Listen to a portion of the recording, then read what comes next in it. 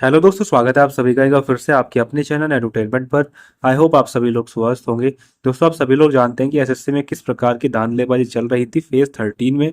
हालांकि चीजें अब सुधरती नजर आ रही हैं, लेकिन सुधरने का मतलब ये नहीं कि जिनके साथ ये चीजें पहले हो चुकी हैं उनका समाधान हो चुका है। उनके साथ अभी तक ऐसा कुछ भी नहीं हुआ है। खाली 24 जुलाई का आप लोगों का एग्जाम कैंसिल करा गया था, बीच में भी आई थिंक एक दो दिन, आई थिंक 25 का आप लोगों का एग्जाम कैंसिल करा गया था। लेकिन ये चीजें सुधरती नजर आ रही हैं आप लोगों की 31 जुलाई से। 31 जुलाई के बाद के आप लोगों के जितने भी एग्जाम हुए हैं 31 जुलाई को, 1 को और 2 को, इन एग्जाम में अभी तक ये समस्या नहीं आई है कि माउस काम नहीं कर रहा या 3-4 मिनट तक सिस्टम ही हैंग हुए पड़े हैं, है ना। ये सारी इतनी समस्याएं देखने को नहीं मिली है जितना 24 से लेकर के और ये 30 तक देखने को मिली थी। ठीक है। अब इनके अगेंस्ट जो है बहुत सारी पीजी कंप्लेंट्स भी जा रही थी, हेल्प डेस्क पर भी इनके ईमेल किए जा रहे थे, लेकिन कोई भी समाधान उनका नहीं हो रहा था। और बाकी बाद में क्या चीजें चली हैं वो सभी आप लोग जानते हैं। 31 जुलाई से आप लोगों का प्रोटेस्ट स्टार्ट किया जा चुका है और 31 जुलाई को शाम 5 बजे तक ही जंतर मंतर प्रोटेस्ट करना अलाउड था, तो उसी वजह से उस प्रोटेस्ट को वहां पर बंद करना पड़ा।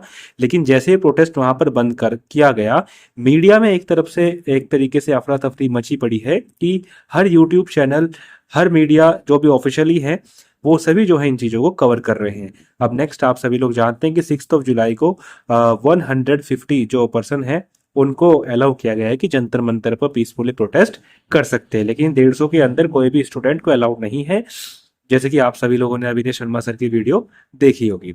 अब हमारा मुद्दा है डीएसएसपी के एग्जाम डेट्स को लेकर के। देखो, डीएसएसपी में आप सभी लोग जानते हैं कि 2024 में जनवरी के टाइम पे, जनवरी फरवरी के टाइम पे आप लोगों की वैकेंसीज आई थी एलडीसी की, फिर उसके कुछ समय के बाद एमटीएस की, फिर उसके कुछ समय के बाद पीओन की आप लोगों की वैकेंसीज आई थी। टीजीटी की बात करें तो इससे एग्जाम की डेट आप लोगों की आ गई है, असिस्टेंट सेक्शन ऑफिसर की आप लोगों की एग्जाम डेट आ गई है, लेकिन एलडीसी एमटीएस पीओन का अभी तक कुछ भी अता पता नहीं है और लगभग 1.5 साल आप लोगों का इसमें हो भी गया है। अब इसमें क्या चीजें चलेंगी मैं आप लोगों को क्लियरली बताऊं तो ये जो प्रोटेस्ट है वो आप लोगों का सभी गवर्नमेंट जॉब्स को मतलब कंसीडर करता है। कंसीडर का कहने का मतलब है कि इन सभी को कवर करेगा, लेकिन वे सारी जो है ना आप लोगों की सेंट्रल गवर्नमेंट की है। इस बात को जरूर आप लोग ध्यान रखिएगा। चाहे वो आप लोगों का एसएससी हो, चाहे वो आप लोगों का रेलवे हो, चाहे वो आप लोगों का टीचिंग हो। अब टीचिंग मैंने यहाँ पर इसलिए लिखा है क्योंकि टीचिंग में हर स्टेट में वो अपना अलग टेट मांगने लगे हैं। ठीक है, फिर टीचिंग भर्तियां होती हैं। ठीक है, तो वो सेंट्रल लेवल पे जो वैकेंसीज आती है, जो सेंट्रल लेवल के जो स्कूल्स होते हैं उनकी बात मैं कर रहा हूँ। इस प्रोटेस्ट के अंदर वे सारी चीजें शामिल रही हैं अब तक। ठीक है, लेकिन फिर हमने 2-3 वीडियोस देखी थी, जैसे रेलवे के टीचर्स थे, उनका एक अलग मत हो गया कि ये जो आंदोलन है ये एक अलग दिशा में जाता नजर आ रहा है, क्योंकि पहले सबको साथ चलने की बातें हुई थी, लेकिन मीडिया ने इस तरह इस चीजों को करा कि अब एसएससी एसएससी हो रही है चारों तरफ। तो वो सारी चीजें हैं। अब मैं बात करूं आप लोगों की डीएसएसपी की। देखो, सबसे पहली बात तो डीएसएसपी सेंट्रल गवर्नमेंट के अंदर नहीं आता है, लेकिन सेंट्रल गवर्नमेंट जो जिसकी मतलब गवर्नमेंट है, सेंट्रल गवर्नमेंट हो चाहे आप लोगों का दिल्ली में हो, अब तो वो दोनों सेम ही है। और जैसे कि एलजी साहब का आप लोगों ने एक नोटिस देखा होगा, नोटिस तो नहीं, उनका एक स्पीच था कि अगर दिल्ली में उनकी सरकार आती है तो वो अच्छे तरीके से रिक्रूटमेंट कराएंगे, ईयरली वैकेंसीज निकालेंगे, एनुअली आप लोगों की सारी चीजें कंडक्ट कराई जाएंगी। लेकिन ऐसा अभी तक देखने को नहीं मिला है, सारी चीजें अभी तक एक्सपेक्टेड ही चली है। ठीक है, अब देखो डीएसएसबी में इतने नंबर ऑफ एप्लीकेंट नहीं होते कि हम अपना अलग से प्रोटेस्ट कर लें, अलग से ट्विटर कैंपेन चलवा दें, है ना। इतने कैंडिडेट नहीं है, लेकिन इतना जरूर है कि डीएसएसबी में 100%, मैं 100% की बात कर रहा हूँ, डीएसएसबी में 100% वो बच्चा आप लोगों को मिलेगा जो एसएससी सीजीएल की तैयारी कर रहा होगा, जो किसी अदर एग्जाम को भी फोकस करके रख रहा होगा, क्योंकि डीएसएसबी हमेशा से प्लान भी रहा है, क्योंकि ना तो इसकी हर साल भर्तियां आती है, ना ही इसके हर साल पेपर कंडक्ट कराए जाते हैं। तो मेरी रिक्वेस्ट आप सभी लोगों से यही है कि इस एग्जाम को भी आप लोग फोकस करके चलिए।